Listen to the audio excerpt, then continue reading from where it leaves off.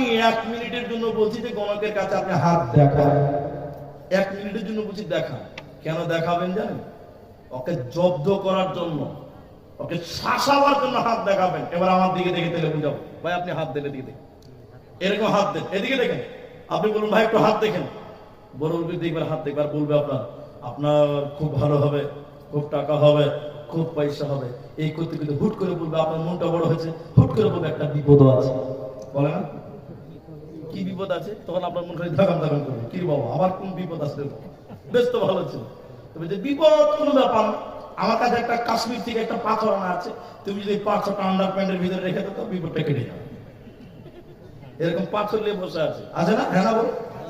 আমি পুরো হাত দেখান এরকম, ভাই হাত দেখো, তো হাত দেখবে। আর কিছু আছে? হ্যাঁ এটা আছে। আর কিছু আছে? ও সব যখন বলা হয়ে যাবে তখন বলবে ভাই আর কিছু আছে? বুঝছে না আর কিছু দেখতে পাই না। তখন হাতের থু দিয়ে মারবেন, টেনে কানে চল। যখন কানে চল মারবে তখন গাল হাত দিয়ে বলবে মারলে কেন ভাই? তখন বলবে যে তুমি আমার হাত দেখছিলে, আমি কি করব না করবো সব তুমি দেখতে পেয়েছো, আর এখন তোমাকে চর মারবো এটা তুমি দেখতে পাও না। তুমি তো সব দেখেছো, আমার জীবনে তুমি সব দেখতে পেলে, আর এখন আমার হাত চর মারবে এটা তুমি মনে হয় দেখতে ভুলে গেছিলে নাকি? আর দেখেছিলে তো সাবধান কেন হওনি? আমার তো কোনো দোষ নাই, দোষ তোমার। সব বদমাইশি শিখে যাও। নবী বললেন শোনো, যারা গণকের কাছে হাত দেখাবে সে যেন শিরকের মতো গুনাহ করবে। আর যে ব্যক্তি শিরকের মতো গুনাহ করবে ও কোনোদিন জান্নাতে যাবে না, পাবে না। এজন্য আল্লাহ বলছে নবী হে তুমি বলে দাও তারা যেন পৃথিবী নামক জায়গাতে শিরকের মতো গুনাহ না করে। খালেকের কাছে চাওয়ার নাম ইবাদত, মাখলুকের কাছে চাওয়ার নাম শিরক। খালেকের কাছে চাওয়ার নাম বলুন বলুন ইবাদত। মানে স্রষ্টার কাছে চাওয়ার নাম ইবাদত, সৃষ্টির কাছে চাওয়ার নাম শিরক। কথা ক্লিয়ার হতে পেরেছেন আপনারা? এবার আপনাদেরকে বলছি সন্তান দেওয়ার মালিক কে? সবাই বলুন আল্লাহ। কিন্তু আমাদের মধ্যে কিছু হতভাগা মানুষ আছে, মানুষের কাছে সন্তান চায়, আছে না? না আছে না? একমাত্র আল্লাহর কাছে চাইতে হবে, পৃথিবীর অন্য কারো কাছে যাওয়া যাবে না। শুধু চাওয়া যাবে না যেখানে শিরকি কাণ্ড চলবে ওখানে যাওয়া হারাম, ওখানে দান করা হারাম, ওখানে দান করা যাবে না, ওখানে যাওয়া যাবে না। চলুন মুসনাদ আহমদ থেকে আপনাকে হাদিস শোনাই। হযরতে তারিক বিন শিহাব রাদিয়াল্লাহু তাআলা আনহু তিনি বর্ণনা করেন, বিশ্বনবী বলেছেন শুনে নাও, একটা রাস্তা দিয়ে প্রতিদিন দুটি লোক যাতায়াত করে। ওই রাস্তাতে একদিন টাকা তুলছে, মানত তুলছে, চাঁদা তুলছে দেবদেবীর নামে, গায়রুল্লাহর নামে, শিরকি কাণ্ড কবির জন্য টাকা তুলছে, চাঁদা তুলছে, রাস্তা বন্ধ করে করে টাকা চায়।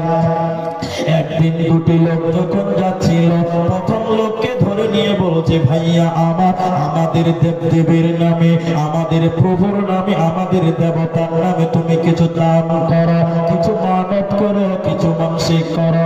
লোকটা বলছে না, আমার কাছে কোনো টাকা নাই, কোনো পয়সা নাই, আমার কাছে কোনো জিনিস নাই, আমি দান করতে পারবো না। লোকটার কথা দিয়ে বোঝা যায় যদি মানুষটার কাছে টাকা থাকতো টাকা দিত, কিন্তু নাই। নবীজি বলছেন শুনে নাও, লোকটা বলছে আমার কাছে কিছুই নাই। ওই মুশরিকরা বলছে না তোমাকে কিছু দিতে হবে, না দিলে তোমাকেও ছাড়বো না, তোমার রাস্তাও ছাড়বো না। বারবার বলার পরে যখন কিছুই দিবে না, লোকটা যখন একটা মাছিকে ধরে নিয়ে তাদের দেবদেবীর নামে মানত করলো, একটা মাছিকে ধরে দান করে দিল, দাম ছেড়ে দিল। নবীজি বলছেন লোকটা যখন মাছিকে দান করে দিল, দেবদেবীর নামে মাছিটা যখন মানত করে দিল, তারা তার রাস্তা ছেড়ে দিল। নবীজি বলছেন ফাদাখালান নার, এই লোকটা জাহান্নাম চলে গেল। দ্বিতীয় নম্বর লোকটা ইমানদার, আল্লাহওয়ালা মুসলমান। ওকে যখন মুশরিকরা ধরে বলছে ভাইয়া আমার তোমাকেও কিছু দিতে হবে আমাদের দেবদেবীর নামে, আমাদের ইবাদত, মুশরিকদের কথা শুনে কি কাণ্ড প্রদান করতে পারি না, আমি কোনো মানত করব না, মানসিক করতে পারি না। যখন দেবে না, এই মুশরিকের দলেরা, এই মুজরিমের দলেরা মুমিন লোকটাকে ধরে এক কোপে তার গলাকে দ্বিখণ্ড করে দিল, এক কোপে তার গর্দানকে আলাদা করে দিল, জমা করে দিল। নবী বলছেন, উম্মত রে, আদখালাল জান্নাহ, এই লোকটা জান্নাতের মেহমান হয়ে গেল। গেল আর একজন মাছি না দেওয়ার কারণে জান্নাতি হয়ে গেল। অতএব দেবীর নামে এক কথায় যারা শিরকের মতো গুনাহ করে, ইচ্ছিতভাবে সে জায়গায় কোনো দান করা যাবে না, ওই জায়গাতে কোনো মানব মানসিক করা যাবে না, তাহলে শিরকের কাজে সহযোগিতা হয়ে যাবে। আর আমার আল্লাহ বলছেন, শিরকের মতো গুনাহ যারা করবে ওরা জান্নাতে যাবে না, পাবে না।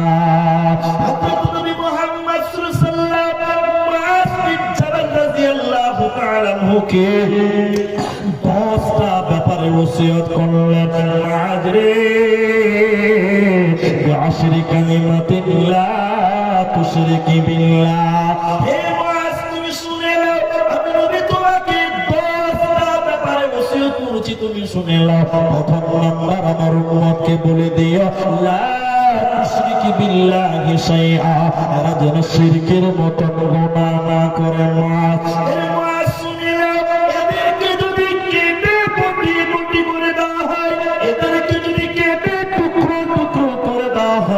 আর তাদেরকে যদি আগুনে চালিয়ে পুড়িয়ে ছারখার করে দেওয়া হয়, তবুও যেন তারা শিরকের মতো গুনাহ না করে, নচেত জান্নাতে যাবে না, পাবি না, পাবি না।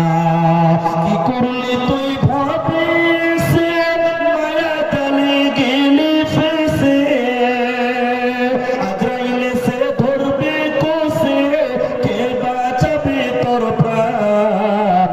ওরে মুসলমান, তোরা হারাস না ঈমান, ওরে মুসলমান, তোরা হারাস না ঈমান।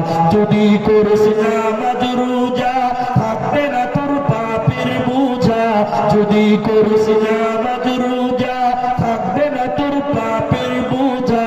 মরণকালে পাবি রে তুই জান্নাতি আযাব। ওরে মুসলমান, তোরা হারাস না ঈমান, ওরে মুসলমান, তোরা হারাস না ঈমান। অতএব বন্ধুরে, ঈমান হারা হওয়া যাবে না, শিরকের মতন গুনাহ করবে না। আর একটা বলে, দ্বিতীয় নম্বর ওসিয়তটা বলছি, আপনাদের দেশে তাবিজ আছে? তাবিজ আছে না? তাবিজ তাবিজ দেয় কি দেয় না? দেয়। আমাকে আর কিছু কিছু লোক মনে করে যে বক্তাদের তাবিজের পাওয়ার আলাদা, ওরা মনে করে মুলবিদের চেয়ে বক্তাদের তাবিজে কাজ বেশি করবে। হারাম হালাল পরে বলছি খানিক, তার আগে মশলাটা শুনে দেন। আপনাদের মালদাতে গোলাপগঞ্জ আছে না? গোলাপগঞ্জ, গোলাপগঞ্জ চিনেন তো? ওই কালিয়াচক থেকে ভিতরে বর্ডার এলাকা। আজ থেকে মোটামুটি 5 বছর আগে, আপনার খালি টাচ দিচ্ছি, আপনি খালি বুঝে নেবেন কথাটা। ব্যাগ নিয়ে দাঁড়িয়েছি, তখন গাড়ি ছিল না, বুঝলেন? সকাল বেলা জলসা করে সকাল আবার আছে। একটা ছেলে মোটামুটি 19 বছর হবে, তখন আমি বলছি তখন 18-19 বছর হবে, আমাকে দেখে তাড়াহুড়া করে চলে এসে বলছে যে, আপনি মাওলানা আব্দুর রহমান? বলে হ্যাঁ। বলছে, আপনাকে আমি অনেক দিন থেকে দেখছি, কিন্তু আপনাকে সাক্ষাৎ করতে পারছি না, কিন্তু আমার বোন অনেক দিন থেকে চাই আপনার সঙ্গে দেখা করবো। ও যখন খুব তেল দিচ্ছে, তখন বুঝতে পারছি এর মতলব খারাপ। যত তেল দিবে তত মতলব খারাপ, মনে হবে কি হবে না? তাহলে আমি বলছি, কি বলছো তাই বলো। বলছে, আগে বসেন, দুটা গল্প আছে আপনার সঙ্গে। বলে, বলো কি খবর আছে? তখন বলছি যে, বলি স্যার, আপনি তাবিজ দিতে পারেন? আমাকে বলছে, আচ্ছা এখন আপনারা কি মনে করেন আমি জানি না, এটা সাধারণ ছেলে যদি আমাকে জিজ্ঞাসা করে আপনি তাবিজ দিতে পারেন, ওকে যদি এক কথা দিয়ে বলে দিই তাবিজ দিতে জানি না, তাহলে গোটা এলাকাতে দুর্নাম করবে, সালা আব্দুর রহমান কিচ্ছু জানে না। দুর্নাম করবে কি করবে না? গোটা এলাকাতে বদনাম করবে, কিচ্ছু জানে না আসামের বক্তা। আমাকে যখন জিজ্ঞাসা করছে উনি আপনি তাবিজ দিতে জানেন, আমি বলি, মনে মনে বুঝি বড় ফেরে করলাম রে ভাই। তখন আমি বললাম তাবিজ তো মেলা এরকম আছে, তো তুমি কেমন তাবিজ দিবে? তাবিজ তো অনেক ভাগ আছে, তো তোমার কেমন তাবিজ লাগবে, কোন ডিজাইনে কি ব্যাপারে লাগবে বলো। বলছে সেটা বলতে হবে। ওই যে না বললে তোমার কি লাগবে আর আমি কি দিব, তখন গোলমাল হয়ে যাবে না। তোমার কি লাগে বলো।